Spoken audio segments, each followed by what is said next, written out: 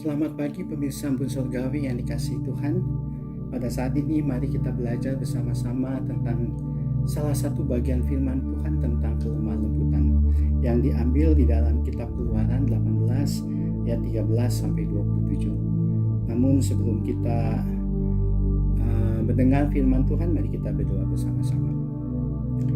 Tuhan, bantu kami untuk kami belajar firman Tuhan yang Tuhan ingin bicarakan bagi kami. Biarlah hati kami disiapkan, Roh Kudus-Mu dapat memberi pengertian bagi kami, untuk kami dapat mengerti, memahami akan firman-Mu. Terima kasih untuk kesempatan ini Tuhan. Dalam nama Tuhan Yesus saja kami berdoa. Amin. Saudara, ada sebuah kutipan yang berbunyi, sebuah kebaikan bila dilakukan dengan cara yang salah, maka ini menjadi suatu kesalahan. Contohnya, kalau kita makan makanan yang sehat itu baik, itu suatu kebaikan. Tetapi bila kita makan dengan cara yang salah, dengan waktu yang salah, sebelum kita tidur dan terus-menerus kita lakukan semua itu, maka itu merupakan satu kesalahan. Ketika kita berolahraga, nge-gym, itu baik. Tetapi bila kita melakukan dengan cara yang salah, maka itu menjadi kesalahan. Mungkin kita akan cedera. Oleh sebab itu di setiap gym selalu ada instruktur yang akan memberi petunjuk supaya kita melakukan cara yang benar. Ada satu contoh yang dapat kita ambil di dalam Alkitab, di dalam kitab Keluaran 18 ayat 13 sampai 27. Ketika Musa membawa bangsa Israel keluar dari Mesir dengan jumlah yang sangat banyak, kira-kira 2 juta orang banyaknya, saya bisa melihat betapa banyak kesulitan yang akan dihadapi oleh Musa. Ditambah pula dengan perselisihan yang terjadi di antara mereka. Sehingga Musa setiap hari mengadili mereka satu persatu dari pagi sampai petang. Di ayat 14, Yitro sebagai mertua Musa bertanya kepada Musa, apa yang engkau lakukan? Musa menjawab di ayat 16 bahwa ia memberitakan tentang ketetapan Allah, memberitakan juga keputusan-keputusan Allah apabila ada perkara-perkara di antara mereka. Saudara, ini suatu hal yang baik. Musa memberikan ketetapan dan keputusan Allah kepada mereka. Tetapi itu mengatakan di ayat 17 bahwa tidak baik seperti yang engkau lakukan itu. Engkau akan menjadi sangat lelah. Engkau tidak akan sanggup melakukan itu seorang diri. Ini cara yang salah yang dilakukan oleh Musa.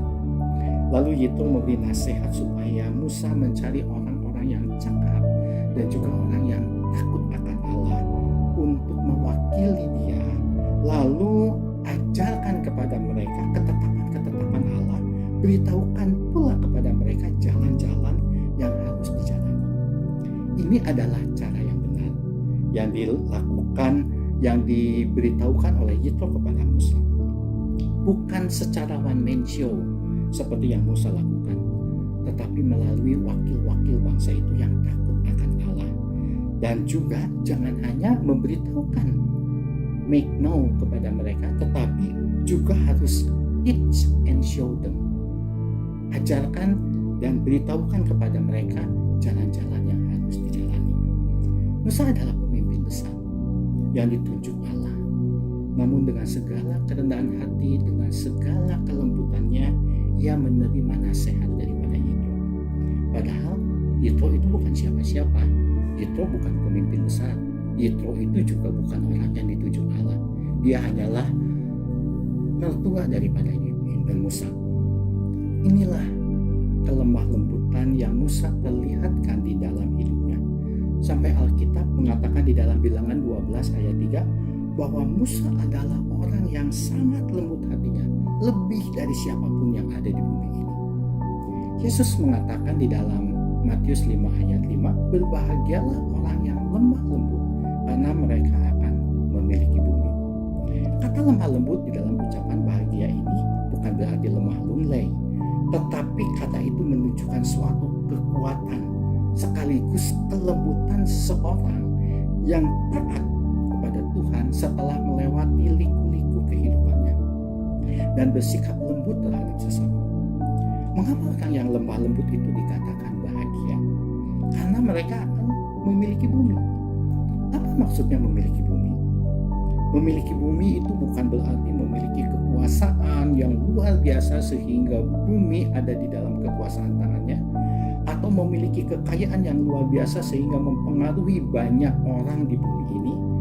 Tetapi memiliki bumi itu artinya memiliki kehidupan berkat surgawi selama di bumi ini.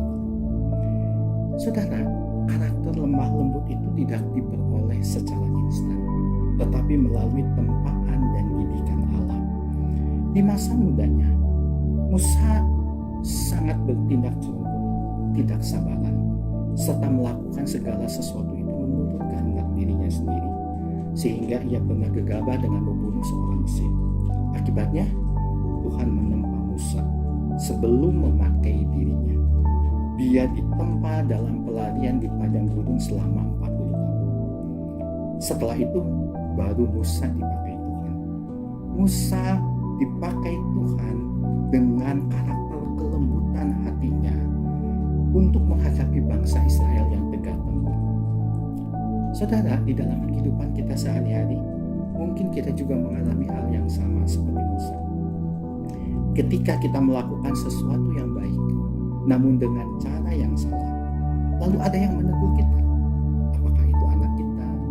Apakah itu anak didik kita? Apakah itu orang-orang yang dianggap jauh lebih junior daripada kita? Marilah kita belajar dari Musa untuk mempunyai kerendahan hati dan kelemah lembutan di dalam menerima teguran itu. Kenapa? Karena karakter lemah lembut itu adalah karakter yang dikehendaki Allah untuk dimiliki oleh setiap anak-anaknya. Amsal 15 ayat 4 mengatakan, lidah yang lembut adalah pohon kehidupan. Mari saudara, kita belajar bersama-sama untuk menjadi orang yang lembut hatinya, supaya kita bisa memiliki bumi yang bisa menikmati kehidupan berkat surgawi selama di bumi ini. Terpujilah nama Tuhan.